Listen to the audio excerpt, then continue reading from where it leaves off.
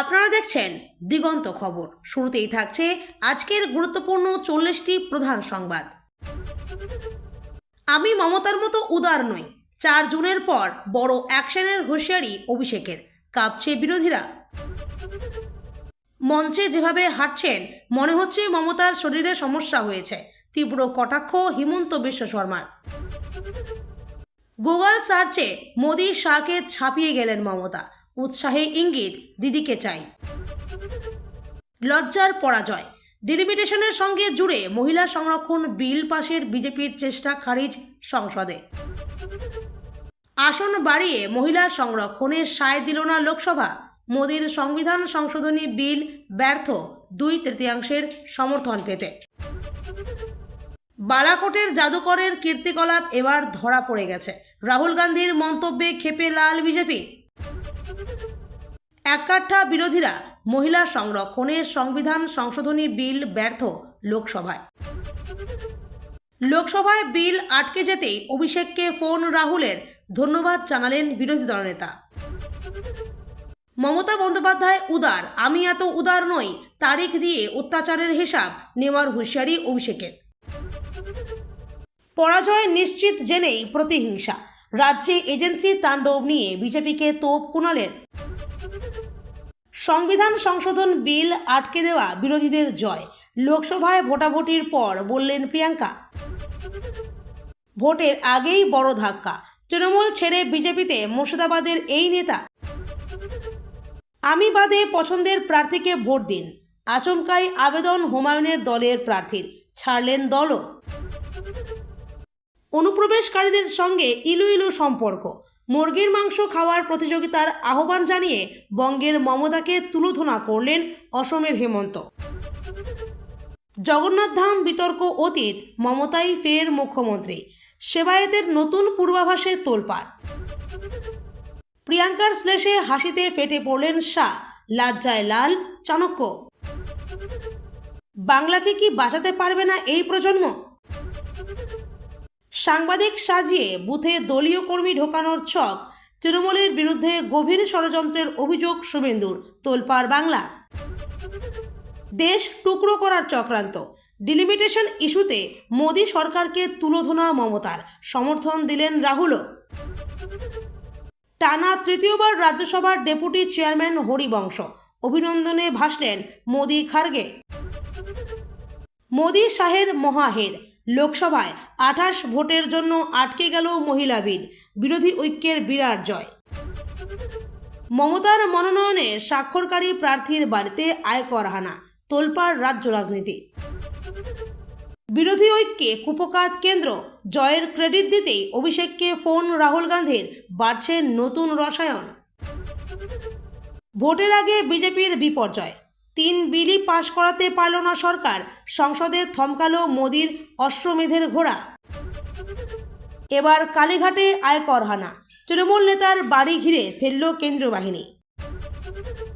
দ্বৈত নাগরিকত্ব ইস্যুতে বিপাকে রাহুল, মামলার নির্দেশ এলাহাবাদ হাইকোর্টের। ষড়যন্ত্র করে ভিডিও বানিয়ে ছাড়া হয়েছে, তৃণমূলের প্রকাশ করা স্টিং অপারেশন নিয়ে এবার হাইকোর্টের দ্বারস্থ হুমায়ুন। ভয় বনাম ভরসা, বিজেপির এবারের আখ্যান নিয়েই তো প্রশ্ন। দক্ষিণ ভারতে মোদির মাস্টার প্ল্যান, কোন রাজ্যে বাড়ছে কত আসন?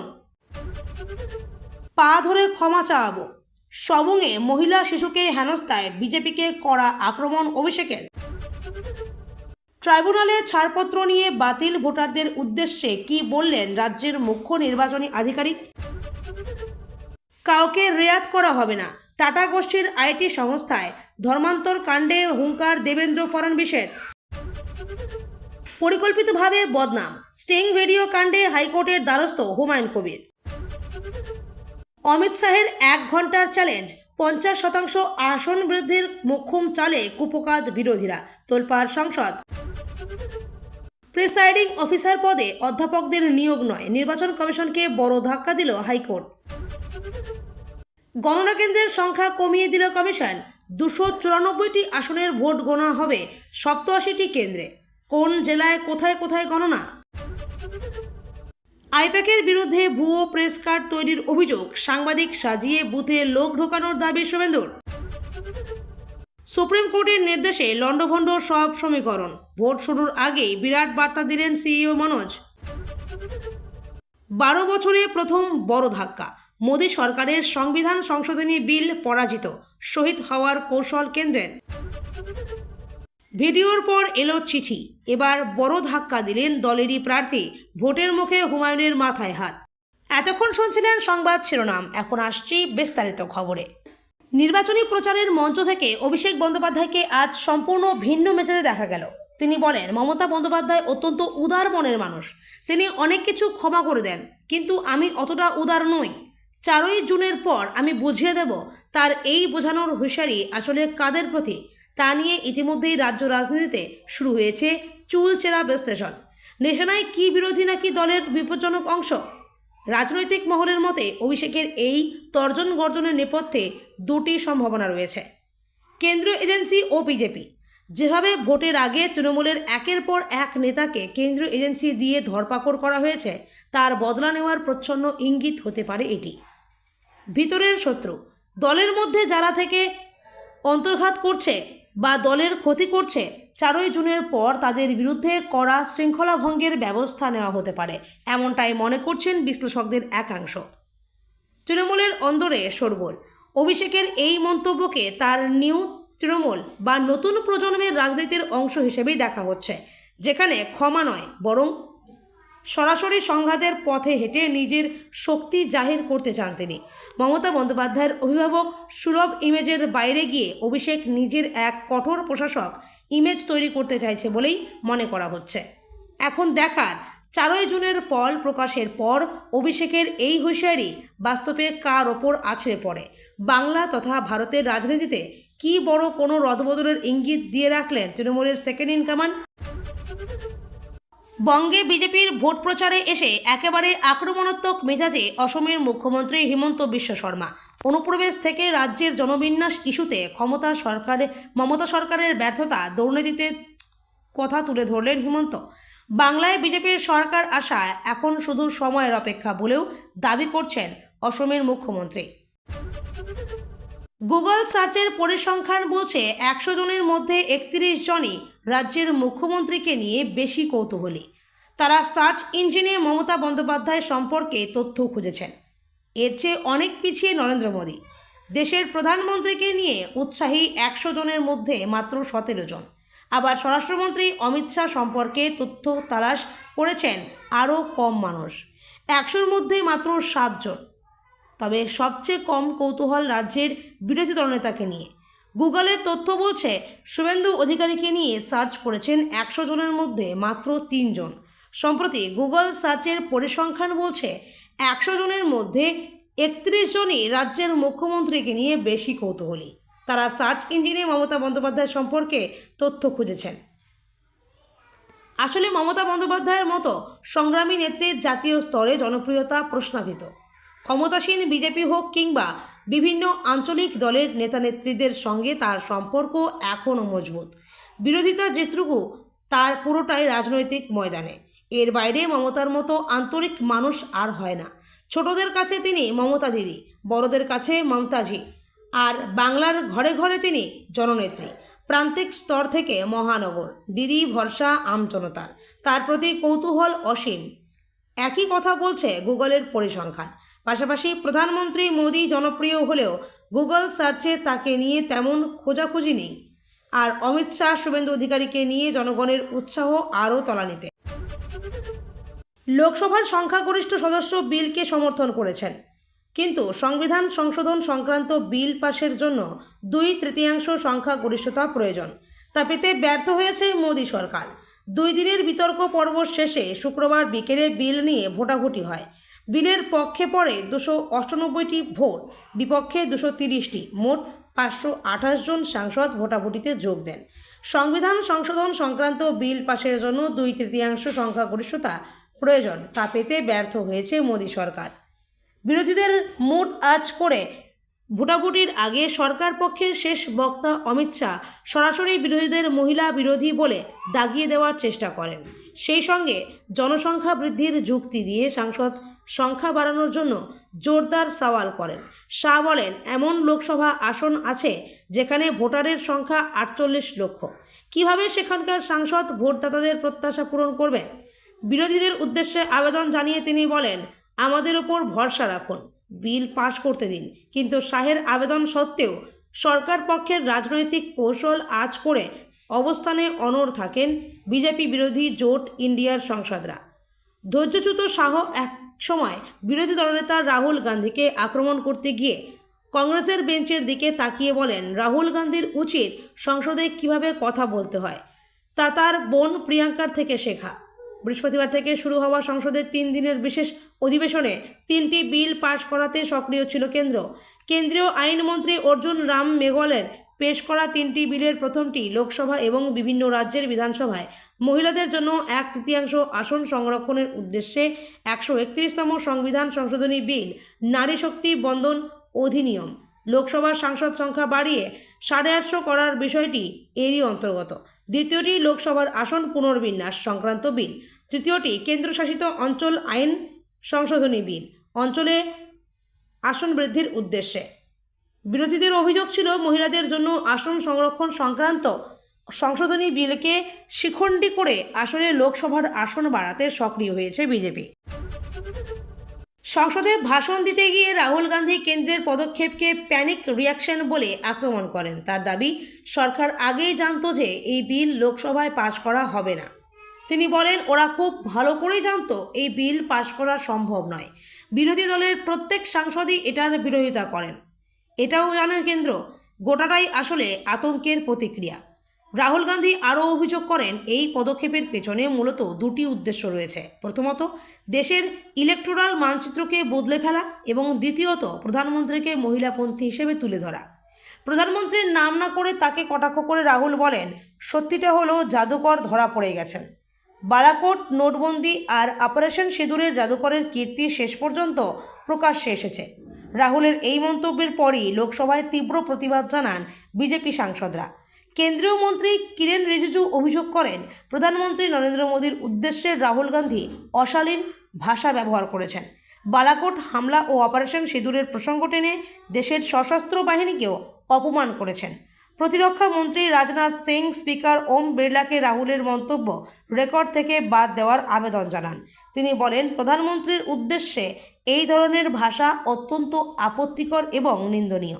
পাশাপাশি বারবার জাতকর শব্দ ব্যবহারে দেশের মানুষের প্রতিও অসম্মান দেখানো হয়েছে বলে দাবি করেন রাজনাথ সিং। দেশজুড়ে লোকসভার আসন পুনর্বিন্যাস বিল নিয়ে ধাক্কা খেল কেন্দ্র। মহিলা সংরক্ষণ এবং লোকসভায় আসন বৃদ্ধি সংক্রান্ত 131তম সংবিধান সংশোধনী বিল নিয়ে শুক্রবার লোকসভায় ভোটাভুটিতে 2/3 ভোট পেল না নরেন্দ্র মোদীর সরকার। এদিন বিলের পক্ষে ভোট পড়ল 298টি, বিপক্ষে ভোট পড়ল 230টি। মোট ভোট পড়েছে 528টি। ফলে বিলটি 2/3 সংখ্যা গরিষ্ঠতা নিয়ে পাশ করাতে ব্যর্থ হল সরকার। লোকসভার স্পিকার ফলাফল জানানোর পরে বিরোধী শিবিরে উচ্ছ্বাস দেখা যায়। মহিলা সংরক্ষণ বিল ও আসন পুনর্বিন্যাস বিল নিয়ে বিতর্কে এদিন লোকসভায় কেন্দ্রীয় স্বরাষ্ট্রমন্ত্রী অমিত শাহ বলেন, যারা আসন পুনর্বিন্যাসের বিরোধিতা করছেন তারা আসলে এসসি ও এসটি আসন বৃদ্ধির বিরোধিতা করছেন। এদিন ভোটদানের জন্য লোকসভায় আসেন প্রধানমন্ত্রী নরেন্দ্র মোদী। তৃণমূল নেত্রী মমতা বন্দ্যোপাধ্যায় উদার, কিন্তু তার মতো অতটা উদার তিনি নন। পশ্চিম মেদিনীপুরের সবং থেকে এভাবেই বিজেপিকে তোপ দাগলেন অভিষেক বন্দ্যোপাধ্যায়। তিনি এও বলেন, সমস্ত অত্যাচারের হিসাব হবে আগামী 4ই মে ভোটের ফল ঘোষণার পর। গত বৃহস্পতিবার সবং বিধানসভা এলাকার হরিজনপল্লী এলাকার বাসিন্দা জৈনিকা সাথী ঘরাই কুইলার 2 বছরের মেয়ে বিজেপির একটি পোস্টার ছিঁড়ে ফেলেছিল বলে অভিযোগ ওঠে। কিন্তু একটি শিশুর ওই কাজের জন্য বিজেপির কয়েকজন কর্মী তাদের মায়ের ওপর চড়াও হন, মেয়ের সামনে মাকে হুমকি দেন, এমনকি গায়েও হাত তোলেন বলে অভিযোগ। ওই ঘটনায় সবং থানায় একটি অভিযোগ দায়ের হয়। শুক্রবার সবংয়ের তৃণমূল প্রার্থী মানস ভূঁইয়ার সমর্থনে তেমাথানি পল্লীশ্রী মাঠের সভায় এই প্রসঙ্গ টেনে আনেন অভিষেক। তিনি বলেন, এই ঘটনায় আমরা অভিযোগ দায়ের করেছি। 8 জন অভিযুক্তের মধ্যে 1 জন গ্রেপ্তার হয়েছে। জেলা প্রশাসনের উপরে আমার আস্থা আছে। তৃণমূলের সর্বভারতীয় সাধারণ সম্পাদক আরও বলেন, আমার কাছে সবার নাম রয়েছে। এখন প্রশাসন নির্বাচন কমিশনের অধীনে। প্রশাসন ঘটনার ব্যবস্থা গ্রহণ করবে। 4 তারিখের পরে এদের সবাইকে ওই মহিলা ও তার 2 বছরের ছোট্ট মেয়ের সামনে ক্ষমা চাইতে হবে। অভিষেকের অভিযোগ, সিপিএম আশ্রিত দুষ্কৃতীরা জার্সি পাল্টে এখন বিজেপি করছে। এলাকায় শান্তিশৃঙ্খলা নষ্টের জন্য দায়ী তারাই। তৃণমূল নেতা আরও বলেন, আমি সব অভিযুক্তের নাম রেখে দিয়েছি। আমি বিজেপি নেতাদের অনুরোধ করব, যদি ভাবেন লম্ফঝম্প করে এলাকার শান্তিশৃঙ্খলা নষ্ট করবেন, তাহলে 4 তারিখের পরে রবীন্দ্রসঙ্গীতের সঙ্গে ডিজেও বাজবে।